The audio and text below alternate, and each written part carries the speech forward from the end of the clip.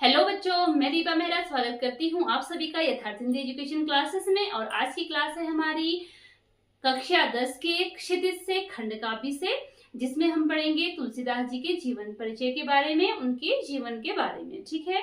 और उनकी जो रचना है आपकी पुस्तक में काव्य खंड में जो दी गई है वह है राम लक्ष्मण परशुराम संवाद। जो राम लक्ष्मण और परशुराम के मध्य जो संवाद हुआ उसका वर्णन है। तो उससे पहले हम पढ़ेंगे तुलसीदास जी के जीवन के बारे में। तो चलिए स्टार्ट करते हैं अपनी क्लास को। देखिए यहाँ पर है, सबसे पहला आपको टॉपिक दिख रहा है यहाँ पर जन्म। तुलसीदास जी का जन्म कब हुआ था, इनकी जन्म के बारे में क्या मान्यता रही है।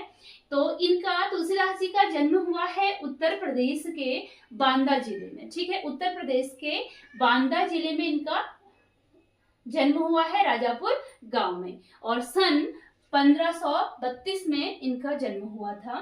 कुछ विद्वान उनका जन्म स्थान, देखिए कुछ विद्वानों के द्वारा इनका जन्म स्थान माना गया है उत्तर प्रदेश के बांदा जिले के राजापुर गांव में, लेकिन कुछ विद्वान इनका जन्म स्थान कहाँ मानते हैं, सोरो, जो कि जिला एटा में पड़ता है।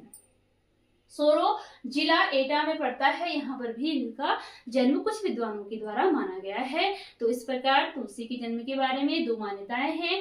पहले के आधार पर बांदा जिले के राजापुर गांव में उनका जन्म हुआ था, और अगली मान्यता के अनुसार उनका जन्म जो है वह सोरो जिला एटा में उनका जन्म माना जाता है।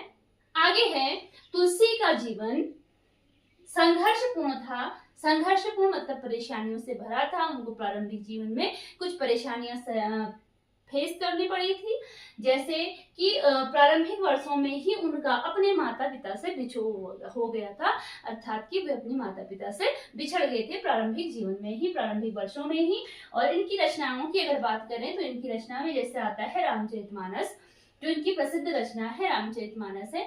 कवितावली है, गीतावली है, दोहावली है, कृष्ण गीतावली है, ये इनकी रचनाएं हैं। और विनय पत्रिका, यह इनकी रचनाएं हैं। तो अब बात करें अगर इनकी काव्य भाषा की कि इन्होंने तुलसीदास जी ने किस भाषा का प्रयोग किया है, तो इनकी जो भाषा रही है वह रही है अवधी और ब्रज। ठीक है, तुलसीदास ने अपनी काव्य रचना में अवधी और ब्रज इन दोनों ही भाषा का प्रयोग किया है। इन दोनों ही भाषा पर इनका पूर्ण अधिकार था। पूर्ण अधिकार था कहने का मतलब है कि बहुत अच्छा इनको ज्ञान था, और बहुत अच्छे तरीके से इन्होंने जो है इन दोनों भाषाओं का प्रयोग किया है, इन दोनों भाषाओं में रचनाएं की हैं। अगला आता है रामचरितमानस। अब इनकी जो रचना है रामचरितमानस, इसमें देखिए जो भाषा है अवधी भाषा है। रामचरितमानस की रचना इन्होंने अवधी भाषा में की है, और जो मुख्य छंद है इसमें चौपाई है। अब चौपाई के अतिरिक्त भी इन्होंने कुछ छंदों का प्रयोग किया है, जिसमें आता है दोहा, सोठा और हरिगीतिका। ठीक है, चौपाई छंद का तो मुख्य रूप से प्रयोग कहने का अभिप्राय है कि चौपाई छंद का अधिक प्रयोग हुआ है, परंतु इसके अतिरिक्त दोहा, सोठा और हरिगीता, इन छंदों का भी हमको इसमें प्रयोग मिलता है। विनय पत्रिका, इनकी रचनाएं इसके अतिरिक्त रही। विनय पत्रिका है और कवितावली है। तो इनकी भाषा देखिए, रामचरितमानस की भाषा है अवधी भाषा, और जो विनय पत्रिका और कवितावली इनकी रचना है, इनकी भाषा है ब्रज भाषा। ब्रज भाषा का इसमें प्रयोग किया है। इसके अतिरिक्त इन्होंने प्रबंध और मुक्तक दोनों प्रकार के ही काव्य लिखे हैं। प्रबंध और मुक्तक दोनों प्रकार के काव्यों की इन्होंने रचना की है। और अगला पॉइंट आता है मृत्यु। तो इनकी मृत्यु हुई थी सन 1623 ईस्वी में काशी में। ठीक है, जन्म कब हुआ है, 1532 में जन्म हुआ है। 1532 में इनका जन्म हुआ है, और मृत्यु हुई है 1623 ईस्वी में।